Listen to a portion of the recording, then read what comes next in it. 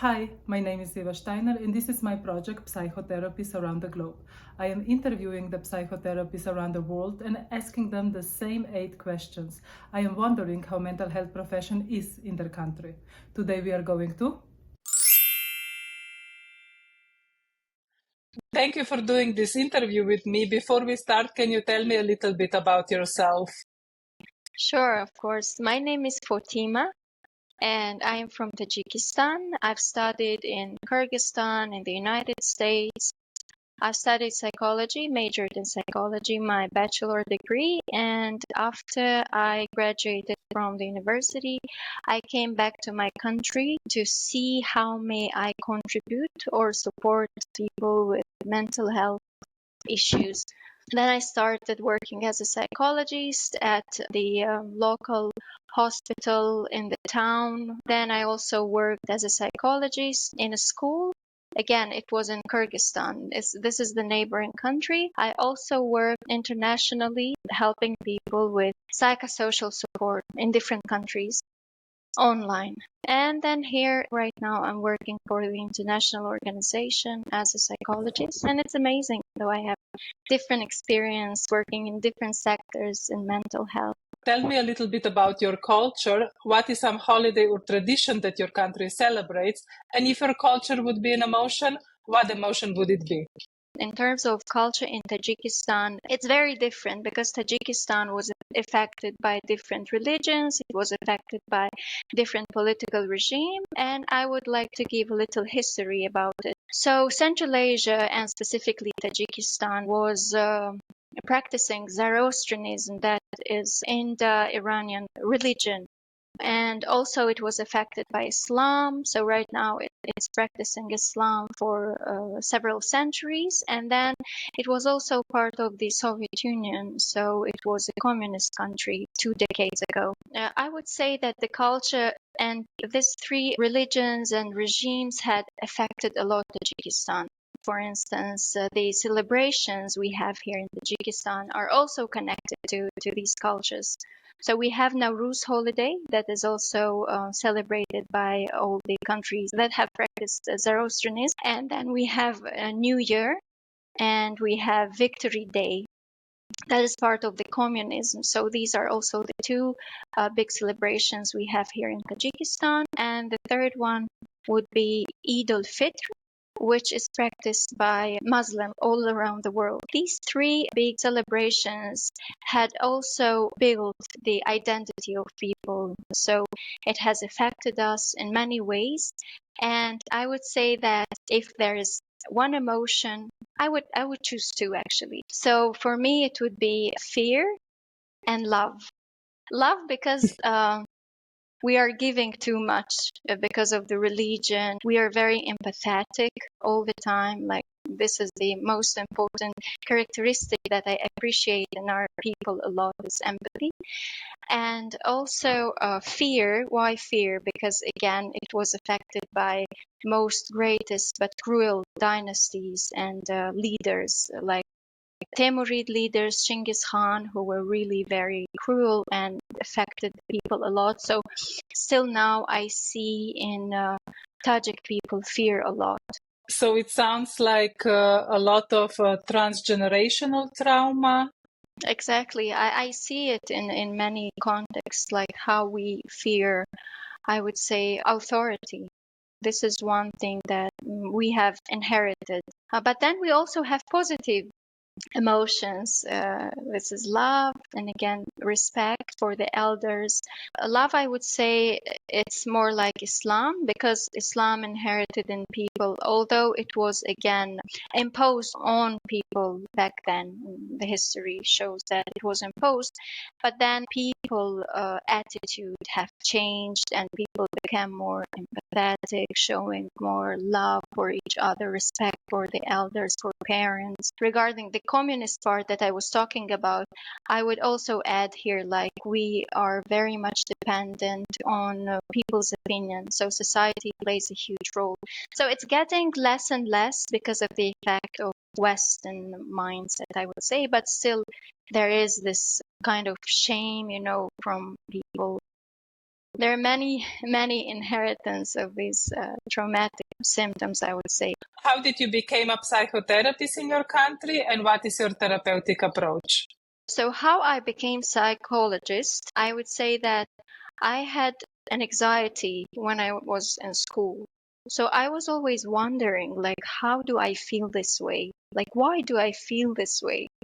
I got very anxious, like from time to time at school. So I was always wondering, always asking the question. And then when it became to choosing a major at university, I decided to choose psychology. And then I learned a lot. I also worked on my anxiety attacks a lot and myself, and it's helping me. And then I also try to help people around myself with this.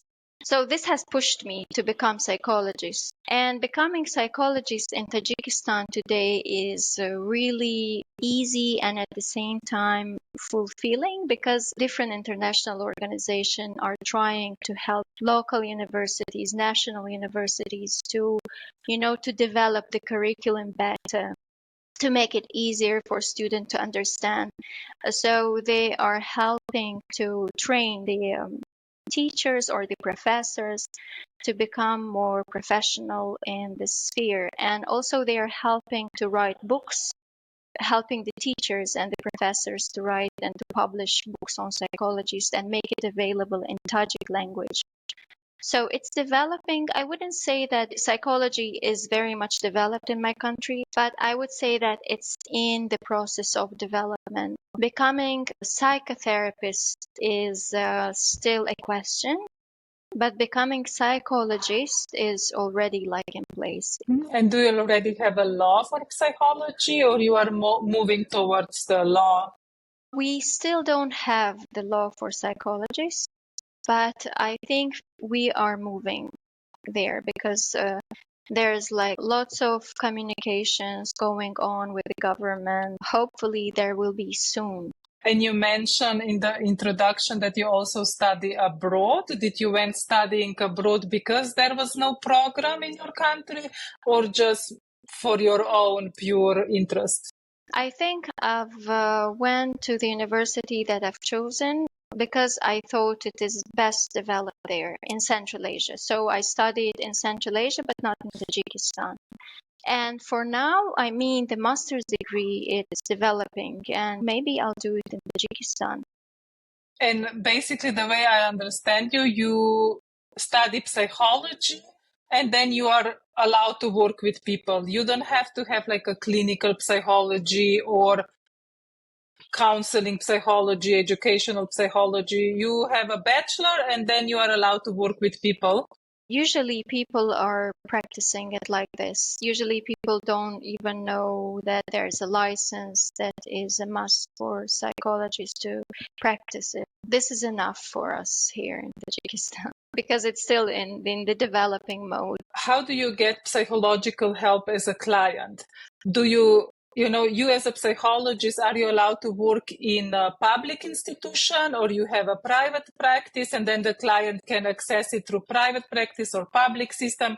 How does it work there? The thing is, right now, mental health and psychosocial support is getting much more deployed, I would say, to primary healthcare centers in Tajikistan, because usually many people are asking for it. People are going to primary healthcare centers for psychosocial support or mental health support, and usually they are getting referred to different systems, and then in the different systems they are getting usually the support from the psychologist. So it differs, like there is an individual approach to psychologists, and also there are referrals that are coming from the hospitals, from the international organizations, from the governmental structures for helping certain groups of people. And this is how it's practiced. And usually the psychologists that are very much known in the country, usually they are those who are getting the demands from different actors. How society looks upon psychotherapy or any psychological help? So the society is looking for mental health and psychosocial support.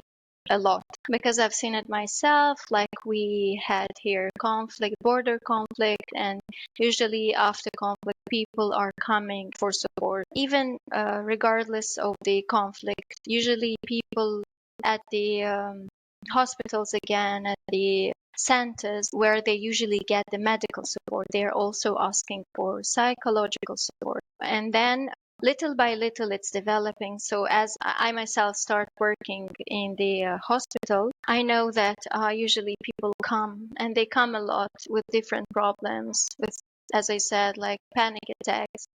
They have stress, depression, and unfortunately, what I have seen from my experience is that most people want to talk about their problems rather than get prescriptions, like some medications, and leave.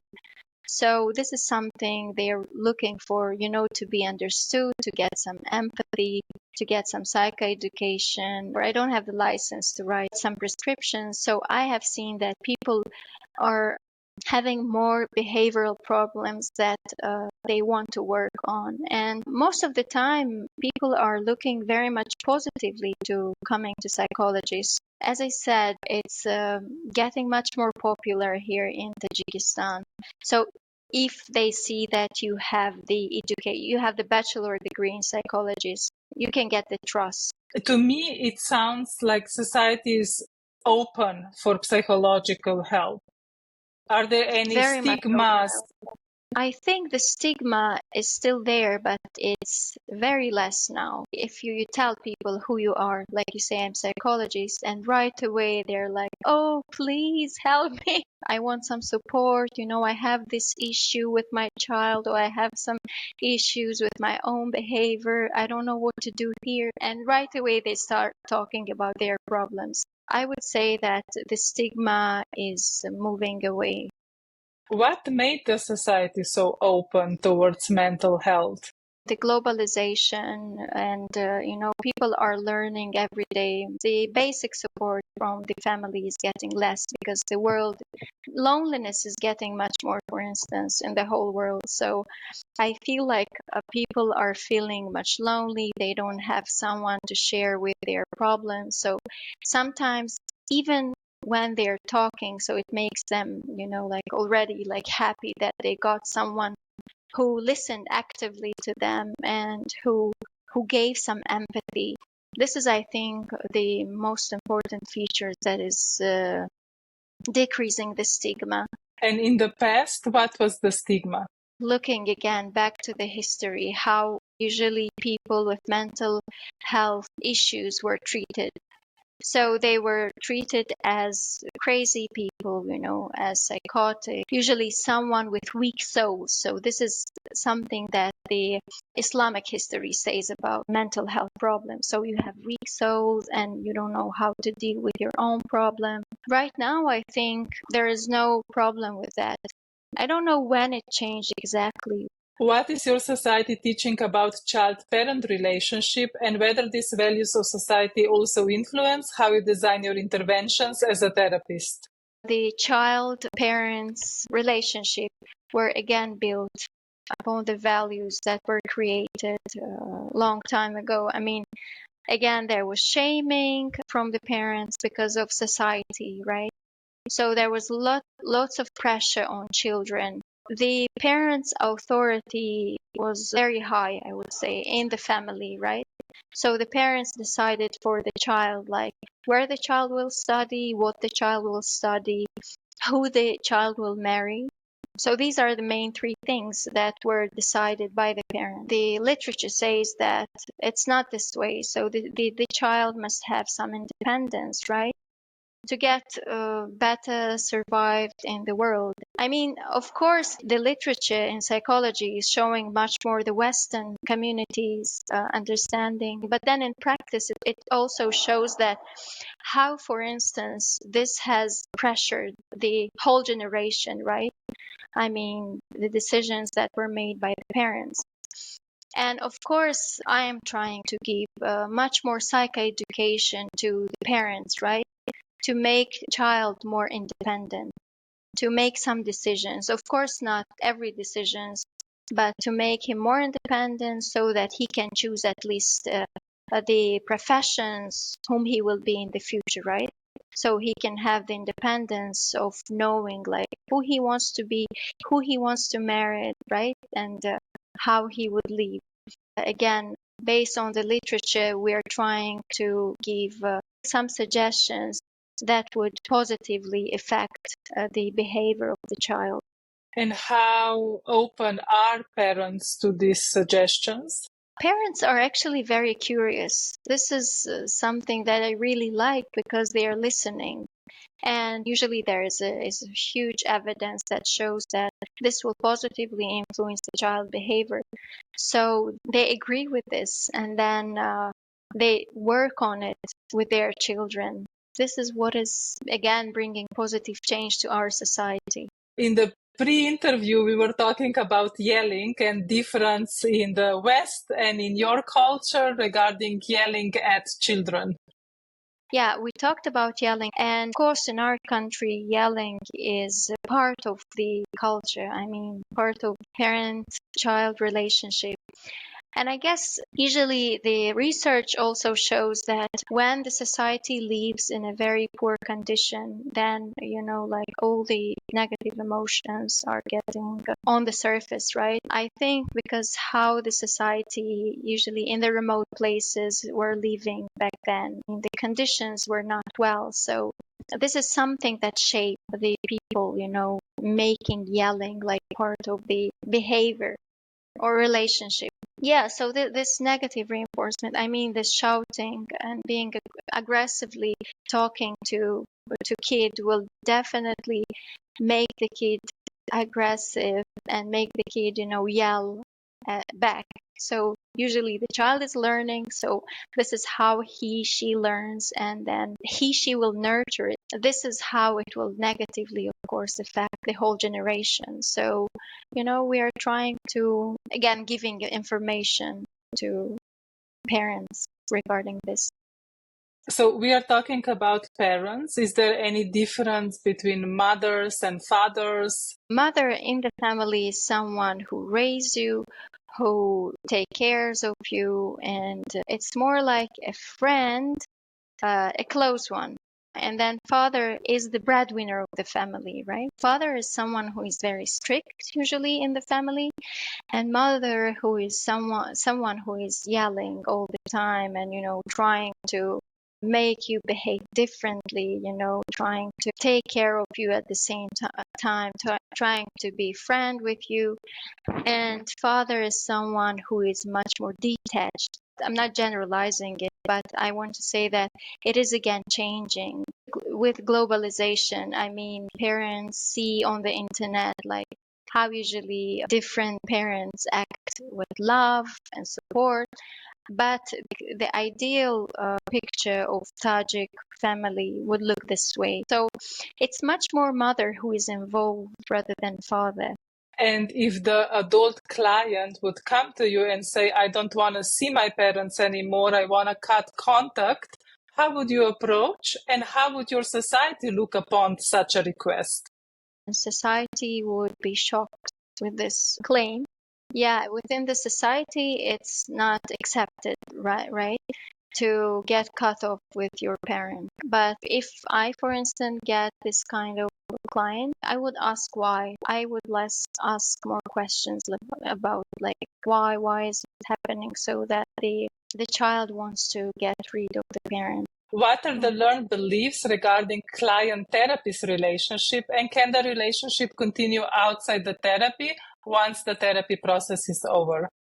In my practice, I haven't seen that. Like usually there is no relationship between the client and therapist. Once the therapist is over, then it's over. Like when you see each other in the street, you don't usually say hi to each other, just pass by, because this is the ethics. So, and I mean, even in our culture, because we are very friendly, if we get neglected, we usually take it very difficult.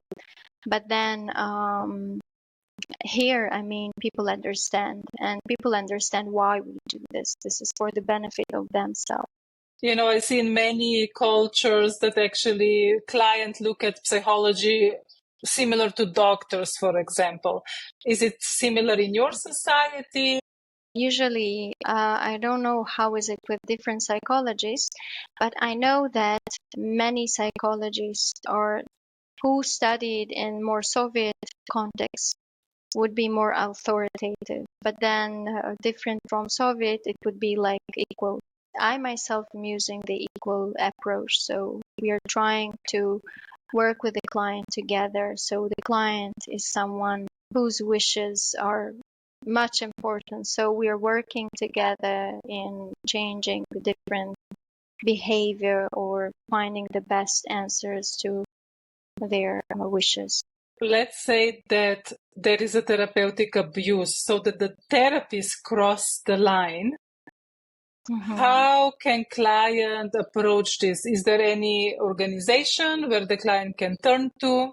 So as we still don't have the law, because it's still in the process of development, unfortunately, we don't have the platforms where you can just ask for help in terms of therapeutic abuse. I myself honestly didn't thought even about it because I know someone in my country who didn't abuse but who crossed that relationship, right? They just came to conclusion that they will never again, have the counseling session. So they got a new psychologist, and then this is how it's usually being solved in Tajikistan. So they got a new psychologist and they continue the relationship with the former psychologist, or the relationship stopped No, the relationship after? stopped, like totally stopped. So it happens, but we don't have law like that would solve this problem. I mean, there will be abuse or some threats and everything. We don't have any laws for that. Is supervision a must for a therapist in your country? It's a must for the place where I work in as a psychologist because we are working with PTSD. We have to discuss every case together, I mean, with psychology. So we have group supervision where one psychologist shares the cases, like explains, and then the interventions, the hypothesis, their relationships. And then together we sit and then we ask questions, lots of questions, and then we are giving the suggestions or we are giving the support. So it's a must, and we do it once a week. So it's more depends on the organization you are working for? Yeah, it really depends. And for us, like it's a must, but in different contexts, I'm not sure. What are the most common complaints that the client comes to therapy for? So the most common complaint is like, I don't know, I'm experiencing some stress within the family. I don't know. I mean, the client are usually saying, I don't know, it's the stress, it's the family issues within the mother-in-law, within the in-law family, because in our culture, the woman is living with her in-law family. Usually, this is the hugest problem that women face. If we compare in terms of gender, women are more active in going for mental health support and family issues. And there is like post-conflict stress and just stress, like stress, depression, yeah, and burnout. You also mentioned you work with PTSD. Can you tell me more about your work? Within my organization, we are working with women who return from conflict zones and who experienced war, I would say.